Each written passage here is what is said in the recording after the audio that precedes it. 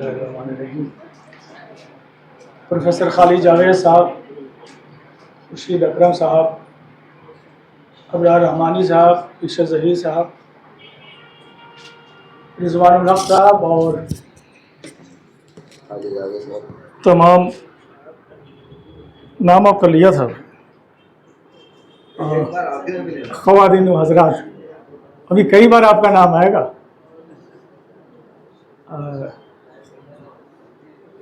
सदारती तकरीर में बड़ी आसानियाँ होती हैं, चाहे मैं नावल के बारे में कोई बात न करूं, जो बातें यहाँ की गई या मकाले पढ़े गए, मज़मून पढ़े गए, उनके हवाले से ही गुफ्तगू हो सकती है। और एक तरीक़ा यह है कि ये कहा जाए कि जितने लोगों ने यहाँ इज़हार ख़याल किया सबको मुबारकबाद। फिर उसके बाद इस नावल की जो खुसूसियात हैं, मुश्किल ये है कि यहाँ सब के सब मुंह में बिस्किट या चिप्स लगाए हुए हैं, तो नावल की बात या नावल पर जो बात होगी तो मुझे लगता है कि ये कहीं अस्कार रफ्ता, यहाँ तक के जो हमारे मुहर्रिक हैं वो भी हाथ में चाय लिए हुए घूम रहे हैं। और पहले मैं मुबारकबाद पेश करना चाहता हूँ खान रिजवान साहब को और खालिद जावेद साहब को कि एक नहायत ही अहम मौजू पर लिखा गया नावल हम सब के सामने पेश किया, इस तरह कि पढ़ने का मौका इनायत फरमाया। एक उचटती हुई नज़र आप इस किताब के टाइटल पर ज़रूर डालें। ये पूरे नावल का निचोड़ है, ये यूं ही नहीं बना दिया गया है। एक खातून की तस्वीर रक्स करते हुए आसमान की तरफ जितनी जड़ें हैं, उसकी उतनी ही जड़ें ज़मीन में पेवस्त हैं। ये उसकी तहज़ीबी शनाख्त को ज़ाहिर करने के लिए काफ़ी है, उस नावल के लिए या मुसन्निफ़ा के लिए। और साथ साथ उसमें एक सितार भी नीचे से जुड़ा हुआ है। तो रक़्स और मौसीकी को तो टाइटल पर ही डाल दिया गया है। और उस हवाले से जैसा कि आपने समाअत फरमाया, खालिद जावेद साहब ने अपने उसमें लिखा भी है और ज़िक्र भी किया है। तो एक पूरी कायनात को सुर, ताल और मौसीकी के साथ, रक़्स के साथ नैना आदिल ने जिस तरह देखने और दिखाने की कोशिश की है, इसके लिए मुबारकबाद मैं पेश करता हूँ।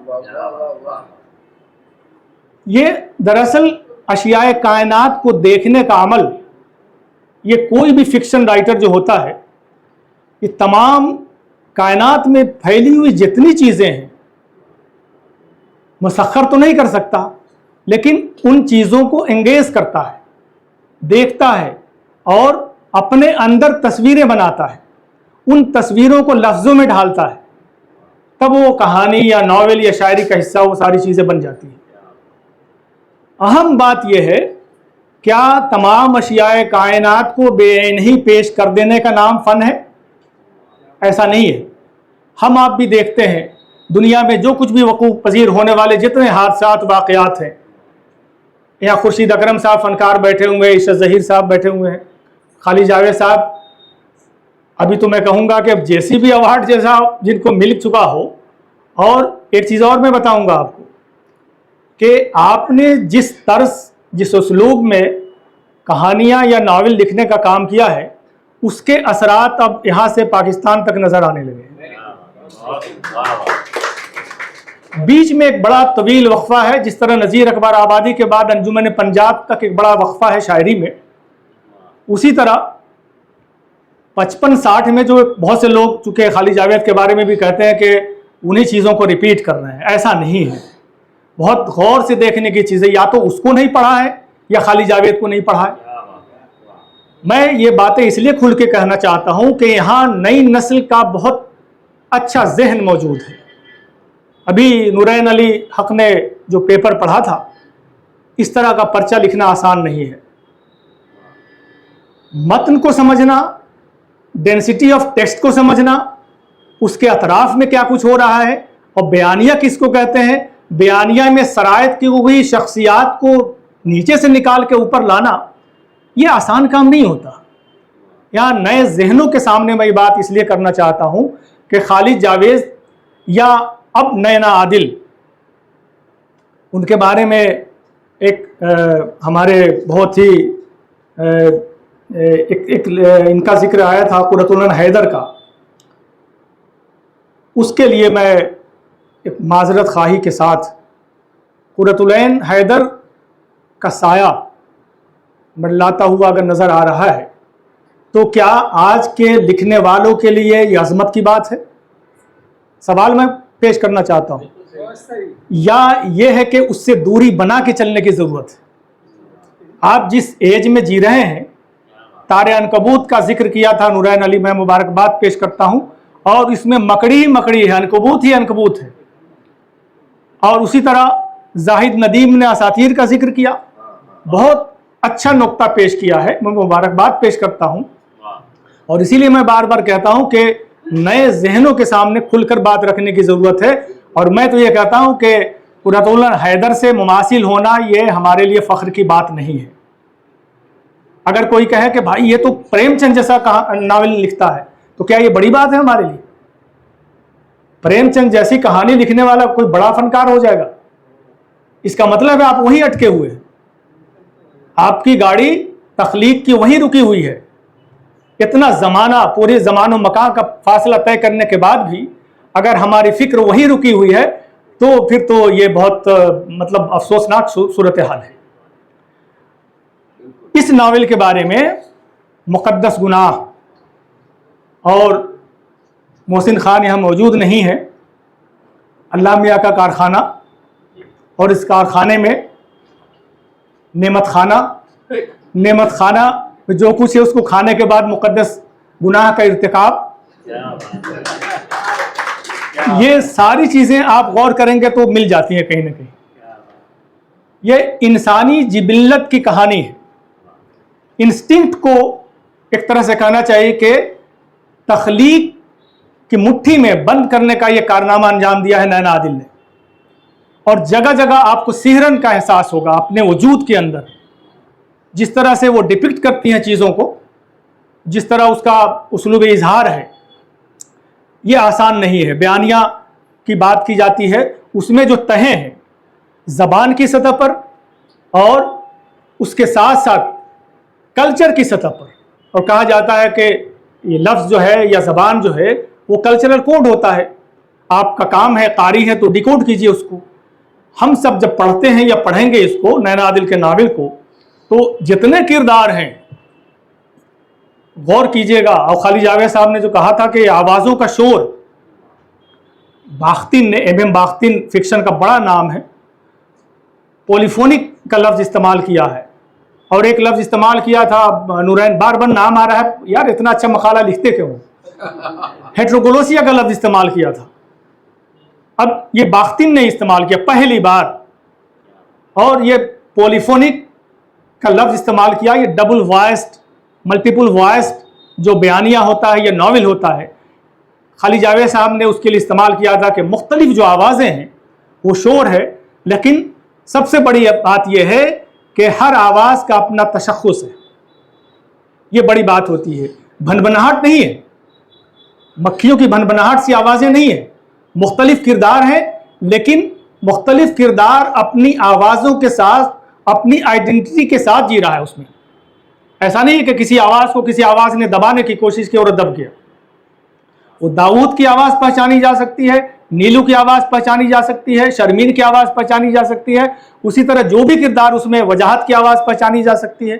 اس میں کبر و نخوت کس کے اندر ہے، اخلاقیات کا درس کون دے رہا ہے، یہ ساری چیزیں ایک ساتھ جو مرقع کشی کی ہے نینا عادل نے اس ناول میں، آپ پڑھیں گے تو مطلب اس میں جگہ جگہ میں یہ کہتا ہوں کہ ایک پورا مجھے لگتا ہے کہ جیسے یہ بات بھی آئی کہ کہیں کہیں لگتا ہے، ہمارے عاطف توقیر صاحب نے کہا کہ یہ بایوگرافک ناول ہے، اور کئی بڑے لوگوں نے اس کے حوالے سے لکھا. شمیم صاحب نے بھی ایک بار کہا تھا کہ پوری زندگی آدمی ایک ہی کہانی لکھتا ہے، لکھتا ہی رہتا ہے، اور کوئی ایسی کہانی، کوئی ایسا ناول یعنی تخلیقی فن پارہ اس کا نہیں ہوگا جس میں وہ خود شامل نہ ہوتا. اس لیے کہ اگر ایسوسیشن آپ کا نہیں ہے اپنی ذات سے تو پھر دوسرے کی ذات میں آپ انٹر نہیں کر سکتے. پہلے اپنی ذات کو کھنگالنا ہوتا ہے. اگر اپنی ذات کو کھنگالنے کا ہنر آ گیا ہے تو پھر اسی کے سہارے، اسی ٹولز کے استعمال سے آپ دوسرے کی ذات میں جا بھی سکتے ہیں، اور مماثلتوں کا، انحرافات کا آپ اس میں یعنی تلاش کر سکتے ہیں تمام چیزوں کو. اور ایبسٹریکٹ پینٹنگ کا بھی ذکر کیا رضوان صاحب نے اس ناول کے بارے میں، تو مجھے لگتا ہے بات اس پر غور کی جا سکتی ہے، غور کیا جا سکتا ہے، لیکن ایبسٹریکٹ پینٹنگ میں ذرا سا ذہن لگتا ہے کرداروں کی شناخت میں، چیزوں کی شناخت میں.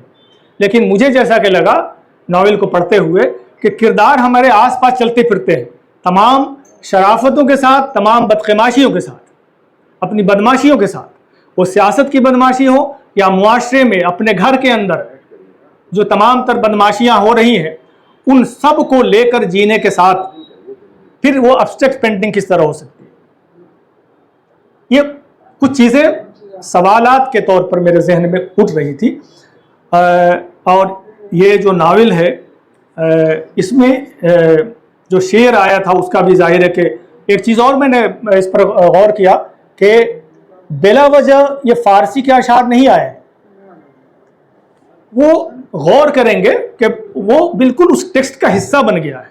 کوئی بھی شعر اٹھا کے دیکھ لیں، جیسے یہ شعر میں نے اور یہ بھی اندازہ ہوا کہ حافظ سے کچھ زیادہ مماثلت ہے، یا مطلب ذہنی ہم آہنگی ہو جاتی. حافظ کو بہت پڑھا ہوگا. اس ناول کو رکھ کر کے پڑھ کر کے دیکھیں، اس کے بعد یہ شعر پڑھیں آپ. شب تاریک و بیمے موج و گرداب چنین حائل، کجا دانند حال ما سبک ساران ساحل ہا.